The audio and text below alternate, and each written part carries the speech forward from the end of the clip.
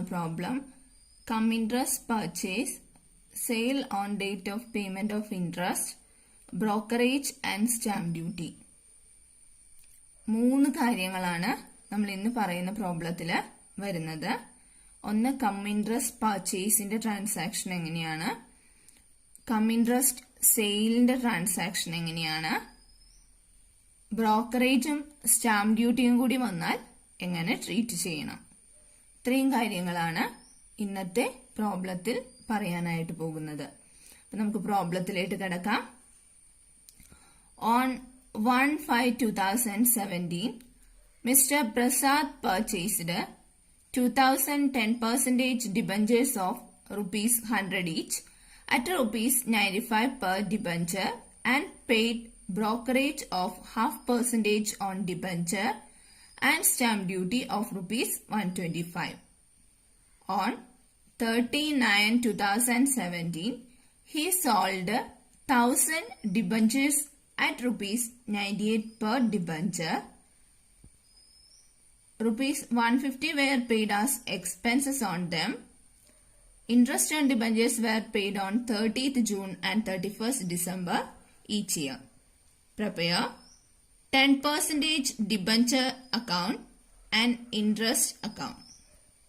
ഇപ്പൊ നമ്മളോട് ക്വസ്റ്റ്യനിൽ പറഞ്ഞിട്ടുള്ള കാര്യം എന്താണെന്ന് നോക്കാം. ക്വസ്റ്റ്യനിൽ പറഞ്ഞേക്കുന്നത് 1/5/2017 പ്രസാദ് ഒരു 2000 ഡിബഞ്ചേഴ്സ് പർച്ചേസ് ചെയ്തു. ഇപ്പോൾ ഫേസ് വാല്യൂ വരുന്നത് 100 രൂപയാണ്. ഒരെണ്ണത്തിന് 100 രൂപ ഫേസ് വാല്യൂ ഉള്ള ഡിബഞ്ചർ ആണ് പർച്ചേസ് ചെയ്തത്. 95 രൂപയ്ക്കാണ് പർച്ചേസ് ചെയ്തത്. Paid brokerage of 0.5% on debenture and stamp duty. അത് കൂടാതെ ബ്രോക്കറേജും സ്റ്റാമ്പ് ഡ്യൂട്ടിയും കൂടി പേ ചെയ്യേണ്ടതായിട്ട് വന്നു. On 30/9/2017 he sold 1000 debentures of at ₹98 per debenture. 30/9/2017 Prasad 2000 debentures വാങ്ങിയതിൽ 1000 ഡിബഞ്ചേഴ്സ് ഒരെണ്ണത്തിന് 98 രൂപയ്ക്ക് വിറ്റു. ₹150 were paid as expenses on them. Selling expense 150 രൂപയാണ്. ആ സെയിൽസ് നടത്തിയതുമായി ബന്ധപ്പെട്ട് പ്രസാദിന് വന്ന എക്സ്പെൻസ് എന്ന് പറയുന്നത് 150 രൂപയാണ്. നമ്മളോട് പിന്നീട് പറഞ്ഞേക്കുന്നത് interest on debentures were paid on 30th June and 31st December each year. അപ്പൊ നമ്മൾ ഇൻട്രസ്റ്റ് ഡേറ്റ് ഇമ്പോർട്ടന്റ് ആണ്, ശ്രദ്ധിക്കുക. 30th ജൂണും 31st ഡിസംബറുമാണ്. നോട്ട് ചെയ്ത് വെക്കുക. നമ്മളോട് 10% ഡിബഞ്ചർ അക്കൗണ്ടും ഇൻട്രസ്റ്റ് അക്കൗണ്ടും തയ്യാറാക്കാനാണ് പറഞ്ഞിട്ടുള്ളത്. അപ്പോൾ ഇനി എങ്ങനെയാണ് പ്രോബ്ലം സോൾവ് ചെയ്യുന്നതെന്ന് നോക്കാം. അപ്പോൾ ഈ ക്വസ്റ്റ്യനിൽ കം ഇൻട്രസ്റ്റ് ആണോ എക്സ് ഇൻട്രസ്റ്റ് ആണോ എന്ന് പ്രത്യേകം പറഞ്ഞിട്ടില്ല. അപ്പോൾ ഒരു ക്വസ്റ്റ്യൻ നമുക്ക് കിട്ടിക്കഴിഞ്ഞാൽ നമ്മൾ ആദ്യം നോക്കേണ്ടത്, ഇൻവെസ്റ്റ്മെന്റിന്റെ ഒരു ക്വസ്റ്റ്യൻ നമുക്ക് കിട്ടിക്കഴിഞ്ഞാൽ ആദ്യം നമ്മൾ നോക്കേണ്ടത് കം ഇൻട്രസ്റ്റ് അല്ലെങ്കിൽ എക്സ് ഇൻട്രസ്റ്റ് വരുന്ന പ്രോബ്ലം ആണോ എന്നാണ്. അതറിയാനുള്ള മാർഗം എന്താണ് എന്ന് വെച്ച് കഴിഞ്ഞാൽ ഡേറ്റുകളാണ് നോക്കേണ്ടത്. ഇമ്പോർട്ടന്റ് ആയിട്ട് നോക്കേണ്ട ഡേറ്റുകളാണ്. അതായത് ഇൻട്രസ്റ്റ് ഡേറ്റ് ആദ്യം നോക്കുക, 30th June and 31st December. ഈ പറയുന്ന ഏതെങ്കിലും ഡേറ്റിലോ, ഇപ്പൊ 30th June ആണെങ്കിൽ 1st July, 31st December ആണെങ്കിൽ 1st January, തൊട്ടടുത്ത ദിവസം, അടുത്ത ദിവസമോ ആ ദിവസമോ ആണ് പർച്ചേസ് അല്ലെങ്കിൽ സെയിൽ നടത്തിയിട്ടുള്ളത് എങ്കിൽ എക്സ് ഇൻട്രസ്റ്റും കം ഇൻട്രസ്റ്റും ഇല്ലാത്ത പ്രോബ്ലമാണ്. നമ്മൾ ഇൻട്രസ്റ്റ് നോക്കേണ്ട ആവശ്യമില്ല. അതായത് ഇൻട്രസ്റ്റ് ഡേറ്റിന്, നമുക്ക് ഇൻട്രസ്റ്റ് കിട്ടുന്ന ഡേറ്റിന് തൊട്ട് അടുത്ത ദിവസമോ ഇൻട്രസ്റ്റ് കിട്ടുന്ന ഡേറ്റിലോ ആണ് പർച്ചേസ് അല്ലെങ്കിൽ സെയിൽ നടക്കുന്നത് എങ്കിൽ നമ്മൾ ഇൻട്രസ്റ്റ് കാൽക്കുലേറ്റ് ചെയ്യേണ്ട ആവശ്യം ഇല്ല. അപ്പോൾ ആ പ്രോബ്ലത്തിൽ കം ഇൻട്രസ്റ്റോ എക്സ് ഇൻട്രസ്റ്റോ ഉണ്ടാവുകയില്ല. അതേസമയം നമുക്ക് തന്നിട്ടുള്ള ഡേറ്റ് എന്ന് പറയുന്നത് ഈ 2 ഡേറ്റോ അതിന്റെ അടുത്ത ദിവസമോ അല്ല എങ്കിൽ അത്രയും മാസത്തെ ഇൻട്രസ്റ്റ് ഒന്നുകിൽ കം ഇൻട്രസ്റ്റ് ആയിട്ട് അല്ലെങ്കിൽ എക്സ് ഇൻട്രസ്റ്റ് ആയിട്ട് പർച്ചേസ് ചെയ്യുന്ന വ്യക്തി ആരുടെ കയ്യിൽ നിന്നാണോ പർച്ചേസ് ചെയ്യുന്നത് അയാൾക്ക് കൊടുക്കേണ്ടതായിട്ട് വരും. ഇപ്പൊ ഈ പ്രസാദ് ഈ ഡിബഞ്ചേഴ്സ് വാങ്ങിയിട്ടുള്ളത് എ എന്ന് പറയുന്ന ഒരു വ്യക്തിയുടെ കയ്യിൽ നിന്നാണ് എന്ന് വിചാരിക്കുക. എ എന്ന് പറയുന്ന വ്യക്തിക്ക് ലാസ്റ്റ് ഇൻട്രസ്റ്റ് കിട്ടിയ ഡേറ്റ് 31 ഡിസംബർ ആയിരിക്കും. 31 ഡിസംബർ കഴിഞ്ഞ് പ്രസാദ് ഇത് പർച്ചേസ് ചെയ്യുന്നത് 1/5/2017 4 മാസം, അതായത് ജനുവരി, ഫെബ്രുവരി, മാർച്ച്, ഏപ്രിൽ 4 മാസം ഇത് എ എന്ന് പറയുന്ന വ്യക്തിയുടെ കയ്യിലാണ് ഈ ഡിബഞ്ചർ ഇടുന്നത്. പക്ഷെ interest date, next interest date എന്ന് പറയുന്നത് 31 ഡിസംബർ കഴിഞ്ഞിട്ട് ജൂൺ ആയാലാണ് എ എന്ന് പറയുന്ന വ്യക്തിക്ക് ഇൻട്രസ്റ്റ് കിട്ടുമായിരുന്നുള്ളൂ. പക്ഷേ എ എന്ന് പറയുന്ന വ്യക്തി ഈ ഇൻട്രസ്റ്റ് ഡേറ്റിന് മുൻപ് പ്രസാദിന് ഇത് വിറ്റു. അപ്പൊ പ്രസാദാണ് വാങ്ങിയിട്ടുള്ളത്. ആരുടെ കയ്യിലാണോ ഡിബഞ്ചർ ഇരിക്കുന്നത്, ഇൻട്രസ്റ്റ് ഡേറ്റിൽ ആരുടെ കയ്യിലാണോ ഡിബഞ്ചർ ഇരിക്കുന്നത് ആ വ്യക്തിക്കാണ് ഈ ഇൻട്രസ്റ്റ് കിട്ടുകയുള്ളൂ. അപ്പോൾ പ്രസാദിനാണ് 6 മാസത്തെ ഇൻട്രസ്റ്റ് ഓട്ടോമാറ്റിക് ആയിട്ട് 30th ജൂണിൽ കിട്ടുകയുള്ളൂ. അപ്പൊ പ്രസാദ് എന്ത് ചെയ്യേണ്ട വരും? ഈ 4 മാസം എയുടെ കയ്യിൽ അത് ഇരുന്നത് കൊണ്ട് 4 മാസത്തെ ഇൻട്രസ്റ്റ് എക്ക് അവകാശപ്പെട്ടതാണ്. അപ്പോൾ നമ്മളത് പർച്ചേസ് ചെയ്യുന്ന ടൈമിൽ ഒന്നെങ്കിൽ കം ഇൻട്രസ്റ്റ് ആയിട്ട് അതിന്റെ വിലയോടൊപ്പം തന്നെ കൊടുക്കും, അല്ലെങ്കിൽ സെപ്പറേറ്റ് ആയിട്ട് എക്സ് ഇൻട്രസ്റ്റ് ആയിട്ട് വേറെ നമ്മൾ കൊടുക്കണം. അത് നമ്മുടെ ഉത്തരവാദിത്തമാണ്, പ്രസാദിന്റെ ഉത്തരവാദിത്തമാണ് അത് കൊടുക്കേണ്ടത്. കാരണം പ്രസാദിന് അവകാശപ്പെട്ടത് ഈ 1/5/17 തൊട്ട് കയ്യിൽ വെക്കുന്നതിന്റെ മാത്രം ഇൻട്രസ്റ്റ് ആണ്. അപ്പോ ആദ്യം നമുക്ക് മനസ്സിലായി കം ഇൻട്രസ്റ്റ് ആണോ എക്സ് ഇൻട്രസ്റ്റ് ആണോ ഉള്ള പ്രോബ്ലം ആണോ എന്ന്. അപ്പൊ ഇതിൽ നമുക്ക് മനസ്സിലായി കം ഇൻട്രസ്റ്റ് അല്ലെങ്കിൽ എക്സ് ഇൻട്രസ്റ്റ് ഉള്ള പ്രോബ്ലം ആണ്. അത്രയും മനസ്സിലാക്കി കഴിഞ്ഞാൽ പിന്നെ ക്വസ്റ്റ്യനിൽ കം ഇൻട്രസ്റ്റ് ആണോ എക്സ് ഇൻട്രസ്റ്റ് ആണോ എന്ന് തന്നിട്ടില്ല എങ്കിൽ അത് കണ്ടുപിടിക്കാനുള്ള മാർഗം എന്ന് പറയുന്നത് ഗവൺമെന്റ് സെക്യൂരിറ്റീസ് ആണോ എന്ന് നോക്കണം. ഗവൺമെന്റ് സെക്യൂരിറ്റീസ് ആണ് എങ്കിൽ പ്രത്യേകിച്ച് ക്വസ്റ്റ്യനിലൊന്നും പറയാത്ത കേസുകളിൽ എക്സ് ഇൻട്രസ്റ്റ് ആയിരിക്കും. ഇത് നോട്ട് ചെയ്ത് വെക്കണം. ഗവൺമെന്റ് സെക്യൂരിറ്റീസ് ആണ് എങ്കിൽ പ്രത്യേകിച്ചൊന്നും പറയാത്ത കേസുകളിൽ എക്സ് ഇൻട്രസ്റ്റ് ആയിരിക്കും. നോൺ ഗവൺമെന്റ് സെക്യൂരിറ്റീസ് ആണ് എങ്കിൽ പ്രത്യേകിച്ചൊന്നും പറയാത്ത കേസുകളിൽ കം ഇൻട്രസ്റ്റ് ആയിരിക്കും. അപ്പോൾ ഇത് ഡിബഞ്ചർ ആണ്, ഗവൺമെന്റ് സെക്യൂരിറ്റി ഒന്നുമല്ല. അപ്പോൾ ഈ ക്വസ്റ്റ്യനിൽ കം ഇൻട്രസ്റ്റ് ആണ് നമ്മൾ ട്രീറ്റ് ചെയ്യേണ്ടത്. അപ്പോൾ ഒന്നും പറഞ്ഞിട്ടുമില്ല, ഡേറ്റ് നോക്കിയാണ് നമ്മൾ ഇൻട്രസ്റ്റ് ഉണ്ടോ ഇല്ലയോ എന്ന് അറിയുന്നത്. ഇൻട്രസ്റ്റ് ഉണ്ട് എന്ന് മനസ്സിലായി. ഇനി നോൺ ഗവൺമെന്റ് സെക്യൂരിറ്റി ആയതുകൊണ്ട് കം ഇൻട്രസ്റ്റ് ആണ് എന്നും മനസ്സിലായി. ഇനി നമുക്ക് പ്രോബ്ലത്തിലേക്ക് കടക്കാം. പ്രോബ്ലം ചെയ്യേണ്ടത് ആദ്യം നമ്മൾ അക്കൗണ്ട് വരച്ചു in the books of Prasad. പ്രസാദിന്റെ ബുക്സിലാണ് നമ്മൾ വരയ്ക്കുന്നത്. നമ്മളാണ് പ്രസാദ് ആയിട്ട് നിന്നുകൊണ്ടാണ് അക്കൗണ്ട് വരയ്ക്കുന്നത്. ഇത് ഡിബഞ്ചറിന്റെ അക്കൗണ്ട് ആണ്, അതുകൊണ്ട് 10% ഡിബഞ്ചേഴ്സ് അക്കൗണ്ട് ഹെഡിങ് കൊടുത്തു. ഇൻട്രസ്റ്റ് ഏത് ഡേറ്റ് ആണോ അതുകൂടി ഇവിടെ കാണിച്ചേക്കുക, നമ്മൾ വേഗം ഓർക്കുന്നതിന് വേണ്ടി. ഇനി ആദ്യത്തെ ഡേറ്റ് 1/5/2017 നമുക്ക് എഴുതാം. 1/5/2017 ടു ബാങ്ക് എന്ന് പറഞ്ഞുകൊണ്ടാണ് നമ്മൾ പർച്ചേസ് കാണിക്കാറ്. ടു ബാങ്ക് ബ്രാക്കറ്റിൽ നമ്മൾ കാണിക്കാറുണ്ട്, പർച്ചേസ് ആണ് എന്നറിയാൻ വേണ്ടി. To bank purchase face value 100 രൂപയുള്ള 2000 ഡിബഞ്ചേഴ്സ് ആണ് നമ്മൾ പർച്ചേസ് ചെയ്തത്. ഫേസ് വാല്യൂ 100 രൂപയുള്ള 2000 ഡിബഞ്ചേഴ്സ് ആണ് പർച്ചേസ് ചെയ്തത്. അപ്പൊ 2000 × 100 2 ലക്ഷമാണ് ഫേസ് വാല്യൂ വരുന്നത്. ഇനി വർക്കിംഗ് നോട്ടിലാണ് ചെയ്യേണ്ടത് കേട്ടോ. അപ്പൊ വർക്കിംഗ് നോട്ട്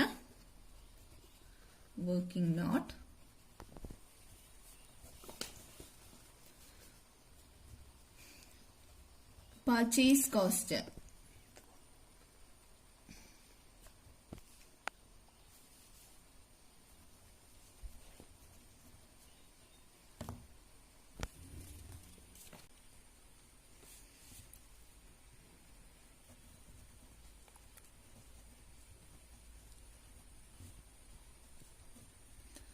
$2000 × 95 രൂപയ്ക്കാണ് നമ്മൾ വാങ്ങിയേക്കുന്നത്. ഇപ്പൊ 2000 × 95 1,90,000 രൂപ. ഇനി നമ്മുടെ ക്വസ്റ്റ്യനിൽ പറഞ്ഞിട്ടുണ്ട് ബ്രോക്കറേജ് ഉണ്ട്, സ്റ്റാമ്പ് ഡ്യൂട്ടി ഉണ്ട്. അപ്പൊ നമ്മൾ ബ്രോക്കറേജും സ്റ്റാമ്പ് ഡ്യൂട്ടിയും ഈ പർച്ചേസ് കോസ്റ്റിനോട് കൂടി ആഡ് ചെയ്താലാണ് അതിന്റെ ടോട്ടൽ കോസ്റ്റ് കിട്ടുക. അപ്പോൾ ആഡ്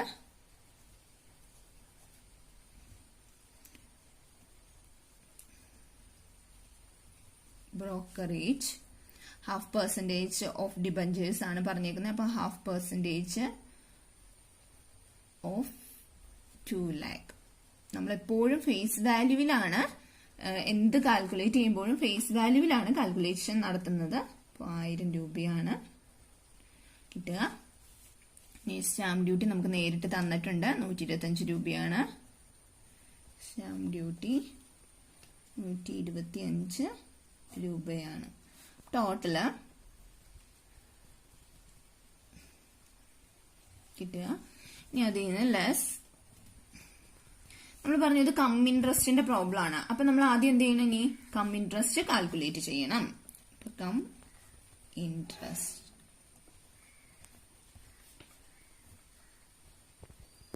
2 ലക്ഷത്തിൽ തന്നെയാണ് കം ഇൻട്രസ്റ്റും കാൽക്കുലേറ്റ് ചെയ്യേണ്ടത്. അപ്പൊ 2 ലക്ഷം ഇൻറ്റു 10%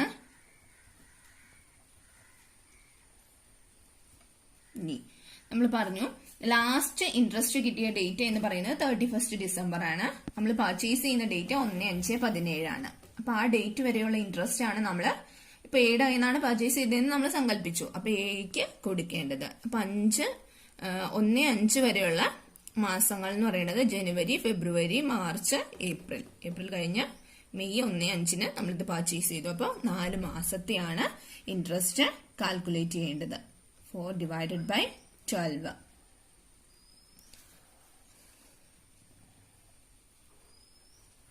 6667 രൂപയാണ് വരുന്നത് ഇൻട്രസ്റ്റ്. ഇനി നമ്മള് ഈ ഇൻട്രസ്റ്റ് കൂടി ഉൾപ്പെട്ട വിലയാണ് ഈ 95 രൂപ. ഒരെണ്ണത്തിന് 95 രൂപ എന്ന് പറയുന്നത് ഇൻട്രസ്റ്റ് കൂടി ഉൾപ്പെട്ട വിലയാണ്, കം ഇൻട്രസ്റ്റ് ആണ്. നമ്മൾ അത് കാണിക്കേണ്ട ആവശ്യമില്ല. നമ്മുടെ ഇൻവെസ്റ്റ്മെന്റ് അക്കൗണ്ടിൽ കാണിക്കുമ്പോൾ അതിന് നമ്മൾ ഒറിജിനൽ വില കാണിച്ചാൽ മതി. അപ്പോൾ എന്താ പറയുന്നത്, ഈ ഇത്രയും എമൗണ്ടിൽ നിന്ന് നമ്മൾ എന്ത് ചെയ്യാണ്, ഈ ഇൻട്രസ്റ്റ് കം ഇൻട്രസ്റ്റ് കുറച്ച് കാണിക്കുകയാണ്. അപ്പോൾ 1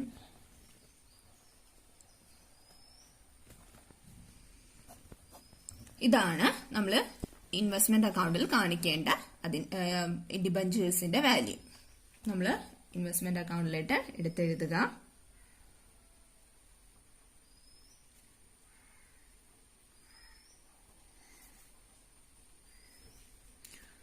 ഇനി ഇൻട്രസ്റ്റ് കം ഇൻട്രസ്റ്റ് നമ്മൾ കാൽക്കുലേറ്റ് ചെയ്തത് സെപ്പറേറ്റ് ആയിട്ട് കാണിക്കുക.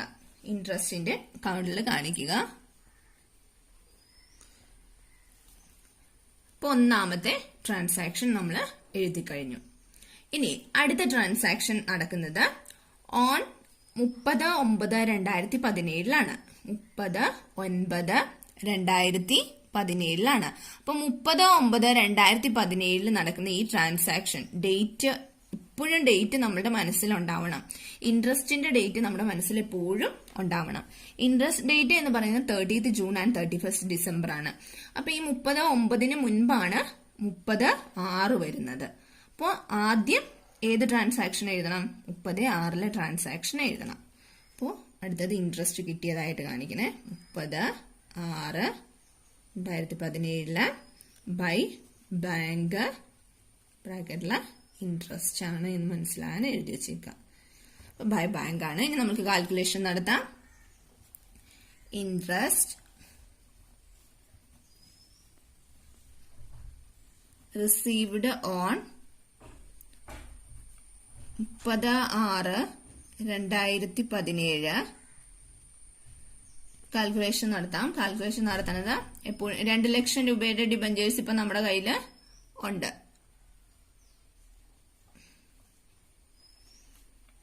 ഇൻറ്റു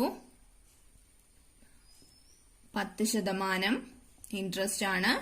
6 മാസത്തെയാണ്. നമ്മൾ ഹാഫ് ഇയർലി ആണ് ഇൻട്രസ്റ്റ് റിസീവ് ചെയ്യുന്നത്. അപ്പൊ 6 മാസം നമുക്ക് കിട്ടും. കാരണം നമ്മുടെ കയ്യിൽ ഇരിക്കുമ്പോൾ കമ്പനിക്ക് അറിയില്ല ഈ ഡിബഞ്ചേഴ്സ് 6 മാസമായിട്ടാണോ എന്റെ കയ്യിൽ ഇരിക്കുന്നത്, 1 മാസമായിട്ടാണോ എന്നൊന്നും അറിയില്ല. അപ്പൊ 6 മാസത്തെ ഇൻട്രസ്റ്റ് ആരുടെ കയ്യിലാണ് ആ ഡേറ്റിൽ ഇരിക്കുന്നത്, 6 മാസത്തെ ഇൻട്രസ്റ്റ് ആ വ്യക്തിക്ക് കമ്പനി കൊടുക്കും.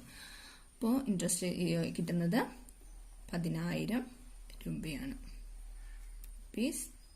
10,000. അപ്പൊ അതെടുത്ത് ഇൻട്രസ്റ്റ് കോളത്തിലേക്ക് നേരെ എഴുതാം.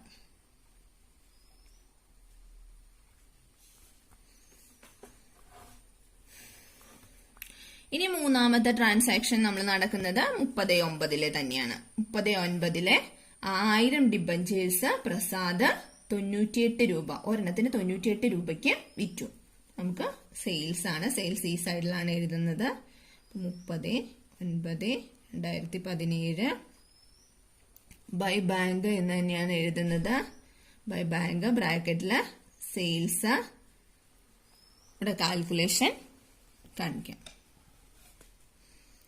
ഇനി സെയിൽസ് നടത്തുന്നതും ഇൻട്രസ്റ്റ് ഡേറ്റിലൊന്നും അല്ല.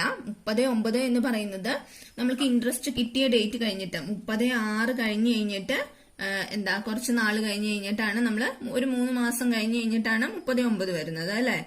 അപ്പൊ 36 പിന്നെ 7 8 9ാമത്തെ മാസം ഫുള്ള്. അപ്പൊ 3 മാസം കഴിഞ്ഞിട്ടാണ് നമ്മൾ ഈ സെയിൽസ് നടത്തുന്നത്. അപ്പൊ ഇവിടെയും കം ഇൻട്രസ്റ്റ് വരുന്നുണ്ട്. അപ്പൊ ആദ്യം സെയിൽസ് വാല്യൂ 1000 ഡിബഞ്ചേഴ്സ് ആണ് വിറ്റിട്ടുള്ളത്. 1000 ഒരെണ്ണത്തിന് 98 രൂപയ്ക്കാണ് വിറ്റിട്ടുള്ളത്. അപ്പൊ 98,000. ഇനി ഇവിടെ ശ്രദ്ധിക്കേണ്ട ഒരു കാര്യം, നമ്മുടെ ക്വസ്റ്റ്യനിൽ എന്തെങ്കിലുമൊക്കെ വേറെ പറഞ്ഞിട്ടുണ്ടോ എന്ന് കൂടി നമ്മൾ നോക്കാൻ വിട്ടുപോകരുത്. ഇവിടെ എക്സ്പെൻസ് പറഞ്ഞിട്ടുണ്ട്. ഒരു 150 രൂപ എക്സ്പെൻസ്, സെയിൽസുമായി ബന്ധപ്പെട്ട് വരുന്ന എക്സ്പെൻസ് ഉണ്ട്. അത് നമ്മൾ നമ്മുടെ ഇതിന്റെ ഡിബഞ്ചറിന്റെ വാല്യൂ ആയിട്ട് കാണിക്കേണ്ട ആവശ്യം ഇല്ല. അപ്പോൾ എക്സ്പെൻസ് കുറച്ച് കളയുക. ലെസ് എക്സ്പെൻസ് ഓൺ സെയിൽസ് 150 രൂപ. കുറച്ച് കഴിയുമ്പോൾ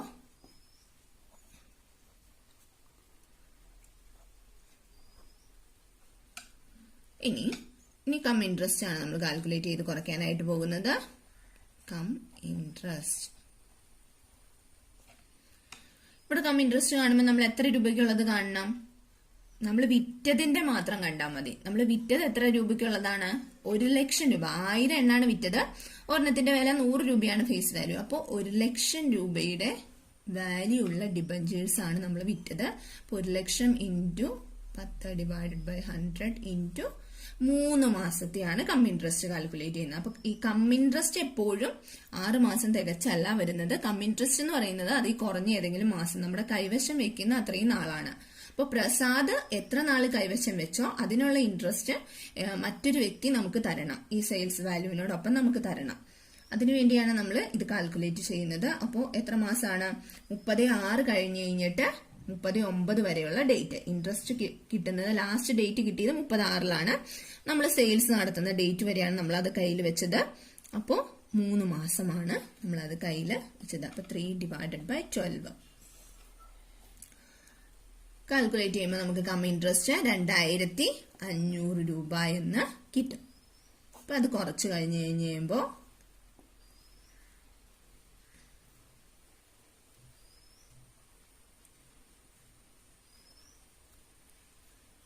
95,350 എന്ന് നമുക്ക് കിട്ടും. ആൻസർ കിട്ടും.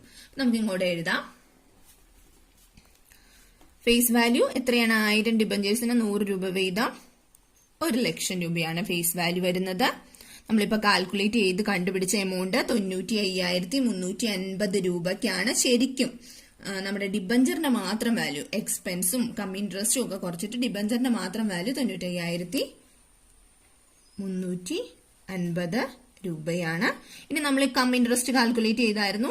അത് 2,500 രൂപയാണ് കം ഇൻട്രസ്റ്റ് കാൽക്കുലേറ്റ് ചെയ്തത്. അപ്പൊ ഇത്രയും എഴുതുക. ഇനി കഴിഞ്ഞ പ്രോബ്ലത്തില് നമ്മൾ പറഞ്ഞിരുന്നു, ഒരു സെയിൽസ് നടന്നാൽ ഉടനെ തന്നെ നമ്മൾ ചെയ്യേണ്ട ഒരു കാര്യം എന്താണെന്ന് വെച്ച് കഴിഞ്ഞാൽ പ്രോഫിറ്റ് അല്ലെങ്കിൽ ലോസ് ഉണ്ടോ എന്ന് നോക്കുക. പ്രോഫിറ്റ് അല്ലെങ്കിൽ ലോസ് നമ്മൾ ട്രാൻസ്ഫർ ചെയ്യേണ്ടത് പ്രോഫിറ്റ് ആൻഡ് ലോസ് അക്കൗണ്ടിലായിട്ടാണ്. അത് ലോസ് ആണോ പ്രോഫിറ്റ് ആണോ എന്ന് കണ്ടുപിടിച്ചിട്ട് ട്രാൻസ്ഫർ ചെയ്യുക. അതായത് ഒരു പർച്ചേസ് അല്ലെങ്കിൽ ഒരു സെയിൽ നടന്നാൽ നമ്മൾ പ്രോഫിറ്റ് അല്ലെങ്കിൽ ലോസ് തീർച്ചയായിട്ടും ഉണ്ടാവും. നമ്മളൊരു സാധനം വാങ്ങുന്ന വിലയ്ക്ക് തന്നെയല്ല അത് വിൽക്കുന്നത്. അപ്പോൾ വാങ്ങുന്ന വിലയേക്കാൾ കൂടിയ വിലയ്ക്ക് നമ്മൾ അത് വിറ്റ് കഴിഞ്ഞാൽ നമുക്ക് പ്രോഫിറ്റ് കിട്ടും. വാങ്ങുന്ന വിലയേക്കാൾ കുറഞ്ഞ വിലയ്ക്ക് നമ്മൾ അത് വിറ്റ് കഴിഞ്ഞാൽ നമുക്ക് ലോസ് ആയിരിക്കും വരുന്നത്. അപ്പൊ എന്താണോ വരുന്നത് എന്നതിനനുസരിച്ച് നമ്മൾ പ്രോഫിറ്റ് ആണോ ലോസ് ആണോ എന്ന് കാൽക്കുലേറ്റ് ചെയ്യേണ്ട ആവശ്യമുണ്ട്. അപ്പൊ അതാണ് അടുത്ത working not calculation.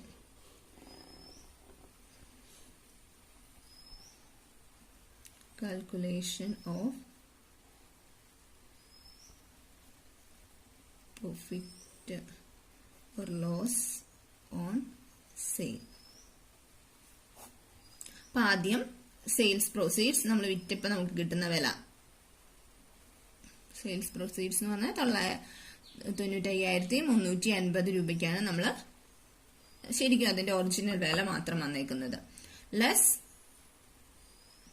Cost of investment, എത്ര രൂപയ്ക്കാണ് നമ്മൾ അത് പർച്ചേസ് ചെയ്തത്. കോസ്റ്റ് ഓഫ് ഇൻവെസ്റ്റ്മെന്റ് കാണണം. ശരിക്കും പറഞ്ഞു കഴിഞ്ഞാൽ ടോട്ടൽ വാല്യൂ നമ്മുടെ കയ്യിലുണ്ട്. ഇവിടെ നോക്കുക, പ്രിൻസിപ്പൽ കോസ്റ്റ് കോളത്തിൽ എഴുതിയേക്കുന്ന വാല്യൂ ആണ് നമ്മൾ അത് പർച്ചേസ് ചെയ്ത വാല്യൂ എന്ന് പറയുന്നത്. 1,84,488 1,84,488 രൂപയ്ക്കാണ് നമ്മൾ 2 ലക്ഷം ഡിബഞ്ചേഴ്സ് പർച്ചേസ് ചെയ്തത്. 2000 ഡിബഞ്ചേഴ്സിന്റെ വാല്യൂ ആണ് 1,84,458 എന്ന് പറയുന്നത്. അപ്പോ ഒരെണ്ണത്തിന്റെ വാല്യൂ നമ്മൾ കണ്ടുപിടിക്കാനായിട്ട് ഇനി എല്ലാ പ്രോബ്ലത്തിലും ഇനി ഇങ്ങനെയാണ് ചെയ്യാൻ പോകുന്നത്. ഈ ഒരു മെത്തേഡ് ഓർത്ത് വെച്ചാൽ മതി. കോസ്റ്റ് കോളത്തിൽ നമ്മൾ എത്രയാണോ വാല്യൂ എഴുതിയിട്ടുള്ളത് അത് ഡിവൈഡഡ് ബൈ എണ്ണം, 2000 എണ്ണം എന്ന് എഴുതി കഴിയുമ്പോൾ നമുക്ക് ഒരു ഡിബഞ്ചർ നമ്മൾ വാങ്ങിയ വില കിട്ടും. അതായത് ടോട്ടൽ ഡിവൈഡഡ് ബൈ എണ്ണം ചെയ്ത് കഴിയുമ്പോൾ നമുക്ക് ഒരെണ്ണം വാങ്ങിയ വില കിട്ടും. ക്ലിയർ ആയോ? ആ ഒരെണ്ണം വാങ്ങിയ വില നമ്മുടെ കയ്യിലുണ്ട് എങ്കിൽ എത്ര എണ്ണത്തിന്റെ വേണമെങ്കിലും നമുക്ക് വില കണ്ടുപിടിക്കാം. അപ്പൊ 1000 എണ്ണത്തിന്റെ വിലയാണ് നമുക്ക് ആവശ്യം. 1000 എണ്ണം വാങ്ങിയ വിലയാണ് വേണ്ടത്. അപ്പോൾ ഒരെണ്ണത്തിന്റെ വില കിട്ടിക്കഴിയുമ്പോൾ ഇൻറ്റു 1000. ഇവിടെ 1500 എണ്ണത്തിന്റെ വേണ്ടെങ്കിൽ ഇൻറ്റു 1500 അങ്ങനെയാണ് എടുക്കേണ്ടത്. പറഞ്ഞത് ക്ലിയർ ആയി എന്ന് വിചാരിക്കുന്നു. ഇനി എല്ലാ പ്രോബ്ലത്തിലും ഇങ്ങനെയാണ് ചെയ്യാനുള്ളത്. ഈ കോസ്റ്റ് കോളത്തിലെ വാല്യൂവിനെ എണ്ണം കൊണ്ട് ഡിവൈഡ് ചെയ്തിട്ട് ഇൻറ്റു നമ്മൾ എത്ര എണ്ണത്തിന്റെ വിലയാണോ വിറ്റതിന്റെ വേണ്ടത് ഇൻറ്റു ആ എണ്ണം 1000. ഇനി നമ്മൾ ഈ പ്രോബ്ലത്തിൽ ഇത്രയൊന്നും നമ്മൾ കഷ്ടപ്പെടേണ്ട ആവശ്യമില്ല. ഇത് 2000 എണ്ണത്തിന്റെ വിലയാണ്. അപ്പൊ 1000 എണ്ണത്തിന്റെ വില എന്ന് പറയുന്നത് കൃത്യം പകുതി ആയിരിക്കും. അപ്പൊ ആ രീതിയിൽ നമ്മൾ കണ്ടുപിടിച്ചാൽ മതി. അപ്പൊ സെയിൽസ് പ്രൊസീഡ്സ് എന്ന് പറയുന്നത് നമ്മൾ വിറ്റ വില നമ്മൾ എഴുതി. അതിനുശേഷം ലെസ് കോസ്റ്റ് ഓഫ് ഇൻവെസ്റ്റ്മെന്റ്, അതിന്റെ കൃത്യം പകുതി, അതായത് 2000ത്തിന്റെ പകുതിയാണ് 1000 വരുന്നത്. അതുകൊണ്ട് വിലയും കൃത്യം പകുതിയായിട്ട് എടുത്തു. അപ്പൊ 92,229 രൂപയാണ്. ഇനി നമുക്ക് നോക്കിക്കഴിഞ്ഞാൽ അറിയാം നമ്മൾ വാങ്ങിയ വിലയേക്കാൾ വിറ്റ വിലയാണ് നമുക്ക് കൂടുതലായിട്ട് വന്നു നിൽക്കുന്നത്. അപ്പൊ നമുക്ക് പ്രോഫിറ്റ് ആണ്. പ്രോഫിറ്റ് 3,121 രൂപ. ഇനി പ്രോഫിറ്റ് ആണ് എങ്കിൽ നമ്മൾ ഡെബിറ്റ് സൈഡിൽ, അക്കൗണ്ടിന്റെ ഡെബിറ്റ് സൈഡിൽ പ്രോഫിറ്റ് ആണ് എങ്കിൽ ഡെബിറ്റ് സൈഡിൽ എഴുതി പ്രോഫിറ്റ് ആൻഡ് ലോസ് അക്കൗണ്ടിലേക്ക് മാറ്റണം. ലോസ് ആണ് എങ്കിൽ ക്രെഡിറ്റ് സൈഡിൽ എഴുതി പ്രോഫിറ്റ് ആൻഡ് ലോസ് അക്കൗണ്ടിലേക്ക് മാറ്റണം. അപ്പൊ ഇത് പ്രോഫിറ്റ് ആണ്, അതുകൊണ്ട് നമ്മൾ ഡെബിറ്റ് സൈഡിൽ എഴുതുകയാണ്. സെയിം ഡേറ്റ് ഇട്ട് to profit and loss account എന്ന് പറഞ്ഞുകൊണ്ട് എഴുതുക. പ്രോഫിറ്റ് ഓൺ സെയിൽ ആണ് നമ്മൾ ട്രാൻസ്ഫർ ചെയ്യുന്നത്. പ്രോഫിറ്റ് ഓൺ സെയിൽ ട്രാൻസ്ഫേർഡ് എന്ന് എഴുതുക. കോസ്റ്റ് പ്രിൻസിപ്പൽ അല്ലെങ്കിൽ കോസ്റ്റ് കോളത്തില് 3,121 രൂപ നമ്മുടെ പ്രോഫിറ്റ് നമ്മൾ ട്രാൻസ്ഫർ ചെയ്യുന്നതായിട്ടും കാണിക്കുക. ഇനി നമ്മുടെ അടുത്ത ട്രാൻസാക്ഷൻ നമ്മൾ വിട്ടുപോകരുത്. ഇൻട്രസ്റ്റ് കൊടുക്കുന്ന 2 ഡേറ്റ് ഉണ്ട്. ഇപ്പൊ സെയിൽസും പർച്ചേസും ഒക്കെ നമ്മുടെ ക്വസ്റ്റ്യനിൽ കഴിഞ്ഞു എന്ന് പറഞ്ഞുകൊണ്ട് നമ്മുടെ പ്രോബ്ലം തീർന്നു എന്ന് പറഞ്ഞ് എടുത്തു വെക്കരുത്. അടുത്തത് നമ്മൾ ഇൻട്രസ്റ്റ് ലാസ്റ്റ് ഡേറ്റിൽ 31-ാം തീയതി ഒരു ഇൻട്രസ്റ്റ് ഡേറ്റ് ഇവിടെ കിടക്കുന്നുണ്ട്. അത് വിട്ടുപോകരുത്. അപ്പൊ ഇൻട്രസ്റ്റ് കിട്ടിയതായിട്ട് കാണിക്കണം. 31/12/2017 നമുക്ക് ഇൻട്രസ്റ്റ് കിട്ടിയതായിട്ട് കാണിക്കണം. ബൈ ബാങ്ക് ബ്രാക്കറ്റില് ഇൻട്രസ്റ്റ് റിസീവ്ഡ്. വർക്കിംഗ് നോട്ടായിട്ട് ചെയ്ത് നോക്കാം. Interest received on 31/12/2017. ഇനി നമ്മുടെ കയ്യിൽ ശരിക്കും ഇപ്പൊ എത്ര രൂപയുടെ ഡിബഞ്ചർ ആണുള്ളത്? 2 ലക്ഷം രൂപയുടെ ഡിബഞ്ചർ ഉണ്ടായിരുന്നു. അതിൽ 1 ലക്ഷം രൂപയുടെ ഡിബഞ്ചർ നമ്മൾ വിറ്റു. ഇനി നമ്മുടെ കയ്യിൽ 1 ലക്ഷം രൂപയുടെ ഡിബഞ്ചർ ആണ് ഉള്ളൂ. അത്രയും എണ്ണത്തിന്റെ ഇൻട്രസ്റ്റ് ആണ് നമുക്ക് കിട്ടുള്ളൂ. അപ്പോൾ 1 ലക്ഷം ഇൻറ്റു 10 ഡിവൈഡഡ് ബൈ 100, 10% 6 മാസത്തെ ഇൻട്രസ്റ്റ്. നമുക്ക് 6 മാസമാണ് ഇൻട്രസ്റ്റ് കിട്ടുന്നത് അല്ലെ? ഇക്വൽ ടു 5000 രൂപ നമുക്ക് ഇൻട്രസ്റ്റ് കിട്ടും. 5000 എന്നുള്ളത് ഇൻട്രസ്റ്റ് കോളത്തിലേക്ക് എടുത്ത് എഴുതുക. ഇത്രയും ചെയ്ത് കഴിഞ്ഞാൽ നമുക്കിനി ബാലൻസ് ചെയ്യാം. നമുക്ക് ബാലൻസ് അക്കൗണ്ട് ബാലൻസ് ചെയ്യുന്നത് ഏറ്റവും ആദ്യം ഞാൻ പറഞ്ഞിരുന്നു, ഏറ്റവും ആദ്യം അക്കൗണ്ട് ബാലൻസ് ചെയ്യുമ്പോൾ നോമിനൽ കോളം ബാലൻസ് ചെയ്യണം. ഈ സൈഡ് നോക്കുക 2 ലക്ഷം, ഈ സൈഡ് നോക്കുക 1 ലക്ഷം. അപ്പൊ കൂടുതലുള്ള സൈഡ് ഏതാണോ അത് താഴെ ഇറക്കി എഴുതുക 2 ലക്ഷം. കുറവുള്ള സൈഡിൽ നമ്മൾ ബാലൻസ് കാണിക്കുക. സെയിം ഡേറ്റിൽ 31/12/2017 ബൈ ബാലൻസ് ക്യാരി ഡൗൺ. എത്ര രൂപ ബാലൻസ് വരും? 2 ലക്ഷം ഉണ്ട് ഇവിടെ, മൈനസ് 1 ലക്ഷം രൂപയുടെ ഡിബഞ്ചർ ആണ് ഇപ്പൊ നമ്മുടെ കയ്യില് ബാലൻസ് ഉള്ളത്. ഇനി അതിന്റെ വിലയാണ്. വില നോക്കി കഴിഞ്ഞ് കഴിയുമ്പോ ഒന്നുകിൽ നമുക്ക് പ്രിൻസിപ്പൽ കോളത്തില് ടോട്ടൽ ചെയ്തിട്ട് ബാലൻസ് ചെയ്യാം. കാരണം ഈ ക്വസ്റ്റ്യനിൽ മാർക്കറ്റ് വാല്യൂ പറഞ്ഞിട്ടില്ല. മാർക്കറ്റ് വാല്യൂ പറഞ്ഞിട്ടുണ്ടായിരുന്നു എങ്കിൽ മാർക്കറ്റ് വാല്യൂ ആണോ കോസ്റ്റ് വാല്യൂ ആണോ കുറവ്, ആ വാല്യൂ ആണ് നമ്മൾ ഇവിടെ എടുത്തെഴുതേണ്ടത്. അപ്പൊ ഈ ക്വസ്റ്റ്യനിൽ മാർക്കറ്റ് വാല്യൂ ഒന്നും പറഞ്ഞിട്ടില്ല. അതുകൊണ്ട് നമുക്ക് നേരെ ബാലൻസ് ചെയ്ത് എഴുതാം ഒന്നെങ്കിൽ, അല്ലെങ്കിൽ വേറൊരു രീതിയിൽ എഴുതാൻ പറ്റുന്നത് എങ്ങനെയാന്ന് വെച്ച് കഴിഞ്ഞാൽ നമ്മൾ എത്ര രൂപയ്ക്കാണോ ഈ സാധനം പർച്ചേസ് ചെയ്തത്, പർച്ചേസിംഗ് പ്രൈസ് മൈനസ് നമ്മൾ വിറ്റ വില, ബാലൻസ് എത്ര വരുമെന്ന് കാൽക്കുലേറ്റ് ചെയ്ത് ഇവിടെ എഴുതാം. അപ്പോൾ പർച്ചേസിംഗ് പ്രൈസും ബാലൻസ് വാല്യൂയും കൂടെ നോക്കിയിട്ട് ഇവിടെ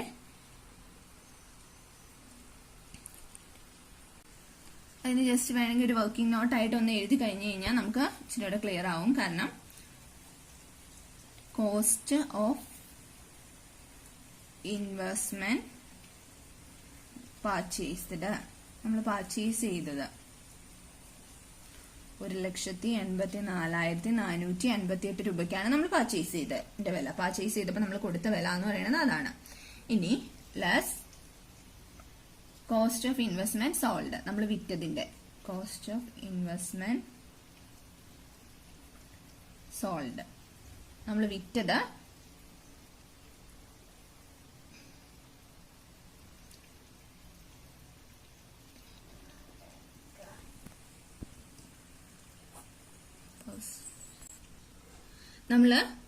കോസ്റ്റ് ഓഫ് ഇൻവെസ്റ്റ്മെന്റ് സോൾഡ് നമ്മൾ കാൽക്കുലേറ്റ് ചെയ്തിട്ടുണ്ട്. കോസ്റ്റ് ഓഫ് ഇൻവെസ്റ്റ്മെന്റ് സോൾഡ്, വിറ്റതിന്റെ വില എത്രയാണ് നമ്മൾ ഇവിടെ കാൽക്കുലേറ്റ് ചെയ്ത് വെച്ചിട്ടുണ്ട്.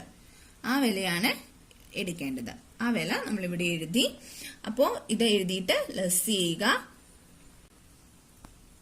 ലെസ് ചെയ്യുമ്പോൾ സെയിം വാല്യൂ തന്നെ കിട്ടും, 229. അതാണ് നമ്മൾ ഇവിടെ അതിന്റെ വാല്യൂ ആയിട്ട് എഴുതേണ്ടത്. ഇതൊന്നും ചെയ്തില്ലെങ്കിലും ഇത് ബാലൻസ് ചെയ്യുമ്പോൾ കറക്റ്റ് ആയിട്ട് ഈ ആൻസർ തന്നെ നമുക്ക് കിട്ടും. കാരണം മാർക്കറ്റ് വാല്യൂ ഒന്നും പ്രത്യേകം പറഞ്ഞിട്ടില്ല. അപ്പൊ നമുക്ക് വേറെ കൺഫ്യൂഷന്റെ ആവശ്യമില്ല. ഇനി അത് ടോട്ടൽ ചെയ്തിട്ടേക്കുക.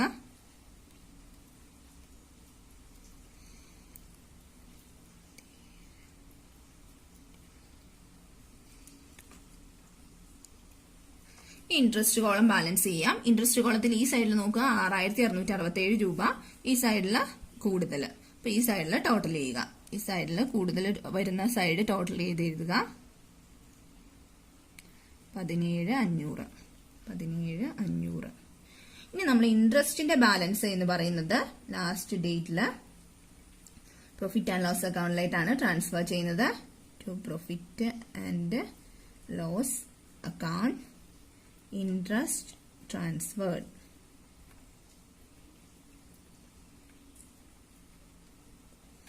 ഇൻട്രസ്റ്റിന്റെ ബാലൻസ് ട്രാൻസ്ഫർ ചെയ്യണം. 17,500 നിന്ന് 6,667 രൂപ കുറയ്ക്കുമ്പോൾ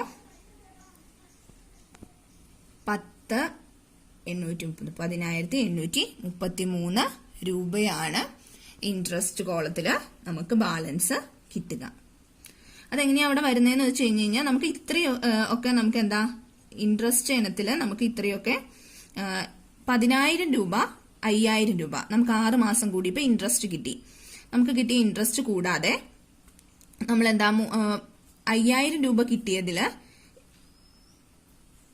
10,000 രൂപ 5,000 രൂപ നമുക്ക് ഇൻട്രസ്റ്റ് കിട്ടി 2 ഡേറ്റിലായിട്ട്. അത് കൂടാതെ 3 മാസം നമ്മൾ ഈ ഡിബഞ്ചേഴ്സ് 1,00,000 രൂപയുടെ ഡിബഞ്ചേഴ്സ് നമ്മൾ കയ്യിൽ വെച്ചതിന് ഒരു 2,500 രൂപ അത് വാങ്ങിക്കൊണ്ട് പോയ ആള് നമുക്ക് തരികയും ചെയ്തു. അതുകൂടാതെ ഈ 6,667 രൂപ നമ്മൾ പർച്ചേസ് ചെയ്തപ്പോൾ മറ്റൊരു വ്യക്തിയുടെ കയ്യിലായിരുന്നു 4 മാസം ഈ ഡിബഞ്ചേഴ്സ് ഇരുന്നത്. അതിനെ നമ്മൾ കൊടുക്കുകയും ചെയ്തു. അപ്പൊ നെറ്റ് എഫക്റ്റ് വരുമ്പോൾ നമുക്ക് കിട്ടിയതും നമ്മുടെ കയ്യിൽ നിന്ന് പോയതുമായ ഇൻട്രസ്റ്റ് കുറച്ചിട്ട് ഇത്രയും രൂപയുടെ ഇൻട്രസ്റ്റ് ആണ് നമുക്ക് ഇൻകം ആയിട്ട് കിട്ടിയിട്ടുള്ളത്. പ്രോബ്ലം അപ്പോൾ ഇത്രയും ചെയ്ത് കഴിയുമ്പോൾ ഈ പ്രോബ്ലം കംപ്ലീറ്റ് ആയിട്ട് ഇരിക്കുകയാണ്. അപ്പോൾ ഓക്കെ, താങ്ക് യു.